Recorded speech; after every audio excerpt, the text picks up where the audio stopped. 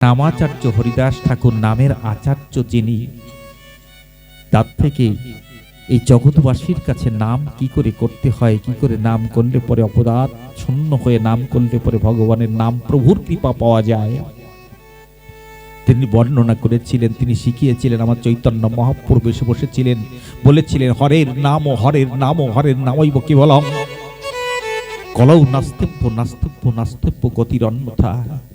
তাই আমরা যে সেই দেশে যাব, কার পরে ভর করে যাব? একমাত্র নাম প্রভুর পরে ভর করে আমরা সেই দেশে যেতে পারবো।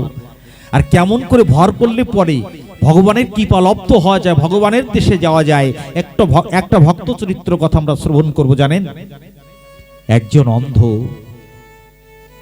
অন্ধ যার দৃষ্টি শক্তি নেই। ভেবেছেন কোনোদিন এই জগতে যার দৃষ্টি শক্তি আছে, সবকিছু দেখতে পারে, পথ চলতে পারে, যার দৃষ্টি শক্তি নেই সে কি করে? কেমন ভাবে তার জীবন যাপন হয়? সেই অন্ধ প্রত্যেক দুয়ারের কাছে গিয়ে হাত পেতে বলে, আমাকে একটা টাকা ভিক্ষা দাও না গো কেউ। অন্ধ দেখে সবার করুণা হয়, সবার করুণা হয়। সে অন্ধের হাতে কেউ একটা টাকা, কেউ 5টা টাকা, কেউ 10টা টাকা তার হাতের উপর অর্পণ করে।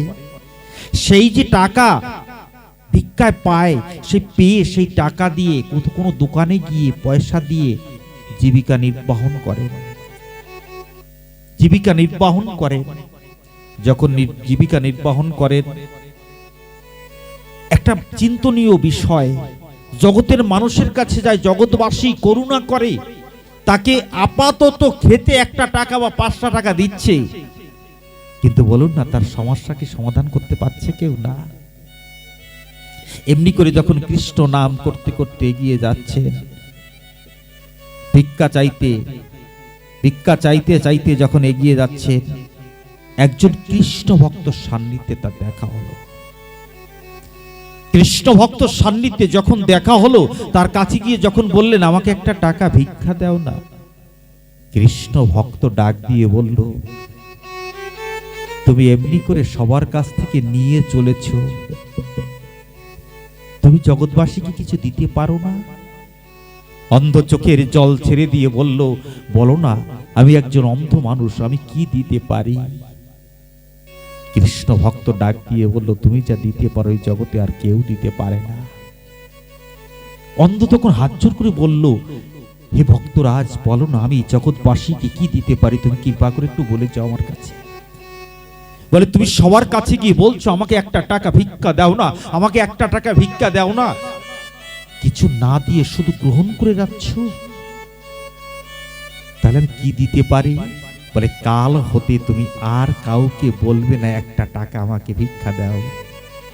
তাহলে কি বলবো? বলে, কাল সকাল হতে তুমি যখন কারুর সম্মুখে যাবে, হরে কৃষ্ণ বলে কৃষ্ণ নামের ধ্বনি তুমি তাকে শোনাও।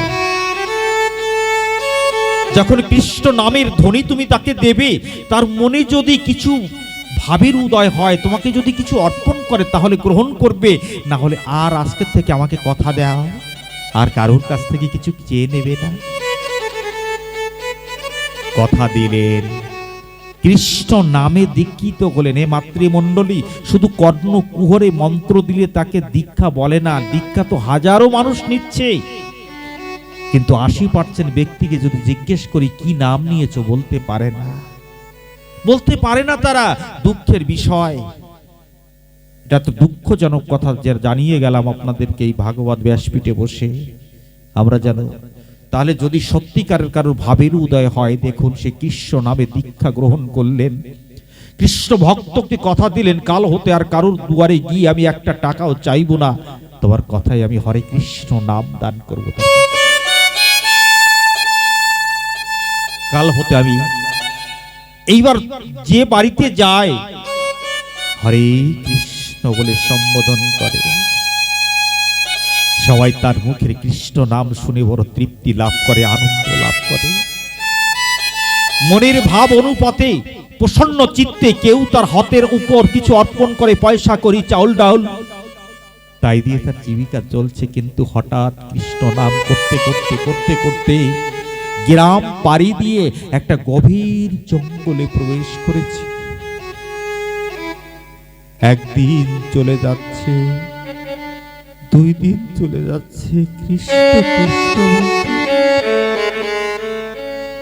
হে মাতৃমণ্ডলী, কোন গ্রামের মধ্য থেকে যখন কৃষ্ণ নাম করে এগিয়ে যেত, কিছু না কিছু তার হাতের উপর অর্পণ করত ভক্তমণ্ডলী। কিন্তু আজ একদিন হয়ে গেল, 2 দিন হয়ে গেল, কৃষ্ণ বলতে বলতে এগিয়ে যাচ্ছে, কেউ তার হাতের পরে কিছু অর্পণ করছে। মনে মনে ভাবছে, গোবিন্দ তুমি শেষ পর্যন্ত এই অন্ধকেও পরীক্ষা করছো গোবিন্দ। আমি আজ সারা 2 দিন হলো অনাহারে আছি, একটু অন্ন তো পেলাম না, একটু জল পর্যন্ত আমাকে জানো গোবিন্দ, তোমার ইচ্ছাই পূর্ণ হোক। আমি একটা জিনিস জীবনে বুঝতে পেরেছি, সেই কৃষ্ণ ভক্তের কৃপায় আমি যাকে আশ্রিত করেছি, জীবনে যদি কেউ অন্ন জল গ্রহণ না করে, শুনেছি 21 দিন নাকি বাঁচে। আমি তো নাম আশ্রয় করে চলছি, আমি তো নাম ভিন্ন আর বাঁচতে পারবো না গোবিন্দ। আজ থেকে সংকল্প করলাম, ওই জল রূপে আমি নাম গ্রহণ করছি, করে খাদ্য রূপে আমি নাম গ্রহণ করছি। যেমন আকুল স্বরে ব্যাকুল স্বরে ভগবানকে চিন্তন করছি, সম্মুখে একটা ব্যাঘ্র 15 দিন পর্যন্ত আহার করে না, অনাহারে আছে। আজ যখন একটা অন্ধ সেই জঙ্গলের ভিতর থেকে হেঁটে আসছে,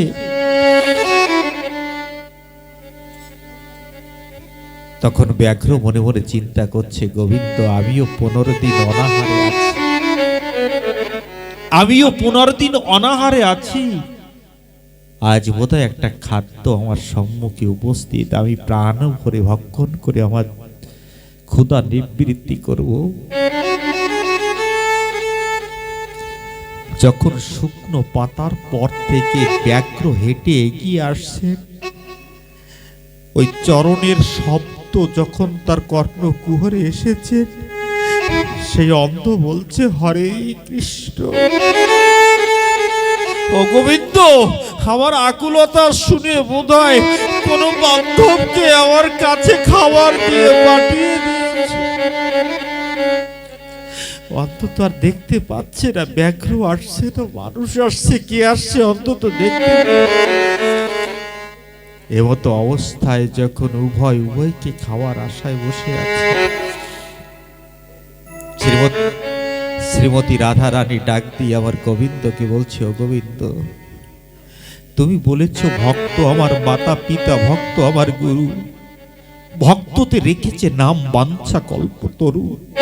ভক্ত খাওয়ালে খাই, না হলে উপবাসী যাই, ভক্তের তরি অচল হলে আমি নিজে বই। বলে, হ্যাঁ বলেছি রাধা রানী, তাহলে নাম নিয়ে যে ভক্ত দেখতে পাচ্ছি না, আজ 3 দিন হয়ে গেল অনাহারে কবির জঙ্গলে এগিয়ে যাচ্ছে নামের কৃপা, সম্মুখে তার ব্যাঘ্র, তুমি কি দেখতে পাচ্ছ না কবি? আবার প্রাণ গোবিন্দ বলছে, রাধা রানী আমি তো অপেক্ষা করেছিলাম, তোমার অনুমতির আশায় বসেছিলাম। যখন শ্রীমতী রাধা রানী অনুমতি করলেন, আর বংশীখানা নিয়ে ব্যাঘ্র আর অন্ধের মাঝখানে এসে আমার শ্যাম সুন্দর প্রকট হয়ে, যখন শ্যাম সুন্দর প্রকট হয়ে গেল, ব্যাঘ্র মনে মনে চিন্তা করলো, 15 দিন গেল, যদি আমি 15 মাসও যদি না খেয়ে থাকতাম তাতে আমার আপত্তি ছিল না। আমি যদি মৃত্যু বরণ করতাম ক্ষুধায় তৃষ্ণায়, আমার আপত্তি ছিল না। কিন্তু একই যে অন্ধকে আমি খাওয়ার জন্য, ভক্ষণ করার জন্য অগ্রসর হয়ে এসেছিলাম, আজ তার কৃপায় আমি মুরলী মনোহরের দেখা পেয়ে, আমার পশু জীবন ধন্য হয়ে গেল গো। আর ছুটে এসে ব্যাঘ্র তার চোখের জল দিয়ে আমার গোবিন্দের চরণ প্রক্ষালন করে দিল। অদূরে ছিল একটা হস্তি, ছিল দুটো হরিণ, সবাই ময়ূর। তারা সবাই সে গোবিন্দকে বনের ভিতরে পেয়ে তারা সবাই পরিক্রমা করছে আমার প্রাণ। সবার সঙ্গে সঙ্গে যখন সে অন্ধ পরিক্রমা করছে, করতে করতে করতে করতে হঠাৎ স্পর্শিত হলো আমার গোবিন্দের বদনের। যখন বদনের সঙ্গে স্পর্শ পেল, পাওয়ার সঙ্গে সঙ্গে নয়ন ফিরে পেল, দৃষ্টি শক্তি ফিরে পেল। তাকিয়ে দেখতে পায় সম্মুখে মুরলী মনোহর বসে আছে। সেই কৃষ্ণ ভক্তর কৃপায়, আজ নাম প্রভুর কৃপায় গভীর বনের ভিতরে আজ তাকিয়ে দেখতে পায় আমার মুরলী মনোহর দাঁড়িয়ে আছে। তার চরণ পদপদ্মে পড়ে তার জীবন ধন্য হয়ে গেল। হে ভক্তমণ্ডলী, যদি সত্যি ভক্তের কৃপা হয় তাহলে এই মনুষ্য কুল ধন্য হয়ে যেতে পারে।